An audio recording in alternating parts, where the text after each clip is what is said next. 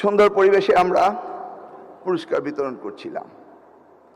হঠাৎ করে একটি ছোট্ট মেয়ে নাম লিসা, সে এসে বলল, মাননীয় প্রধানমন্ত্রী, আপনাকে দেখার ইচ্ছে আমার অনেক অনেক দিনে, ছোট থাকতেই দেখার ইচ্ছে আমার, আজকে সেই দিনটি এলো, খুব খুশি হলাম। এই বলেই সে কান্না শুরু করে দিল। মাননীয় প্রধানমন্ত্রী জানতে চাইলেন, লিসা তোমার কি হয়েছে? সে বলল, আমার আব্বা বিএনপি করতেন, সেই কারণে অত্যাচারিত হয়েছি, যার কারণে অত্যাচারিত হয়েছি তার কাছ থেকে আজকে পুরস্কার পেয়েছি, এটি আমার কতটা আনন্দের দিন। এই ছোট্ট ঘটনাটি এখানেই ঘটে গেল। আমরা সেই অতীতকে ভুলে গিয়ে আগামী দিনে আমরা যেতে চাই, আগামীর বাংলাদেশ গড়তে চাই। আর আগামী বাংলাদেশ গড়তে হলে একটি নতুন প্রজন্মকে, নতুন ভাবনাকে, নতুন চিন্তাকে, চেতনাকে নিয়ে কাজে লাগাতে হবে।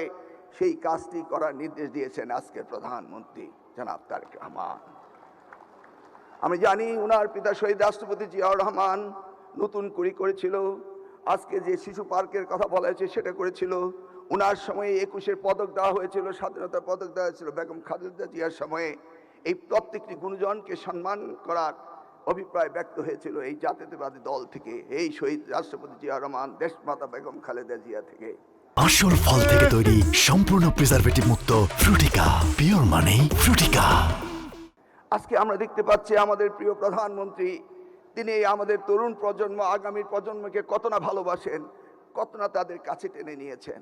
আমরা সত্যি আনন্দিত।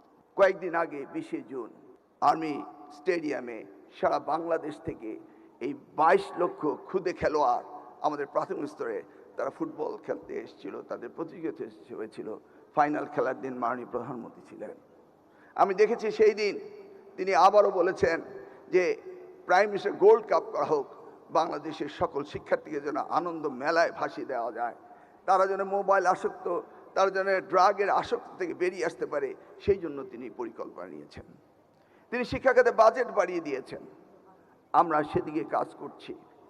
তিনি ওয়ান টিচার ওয়ান ট্যাব সেই ব্যবস্থাটি করছেন, মাল্টিমিডিয়া ক্লাসরুমের ব্যবস্থা করছেন। আগামী প্রজন্মকে সত্যিকারে এই শিশুদের থেকে আমরা যেন সত্যিকার অর্থে শিক্ষার্থী বের করে নিয়ে আসতে পারি, আমাদের দেশকে গঠন করতে পারি।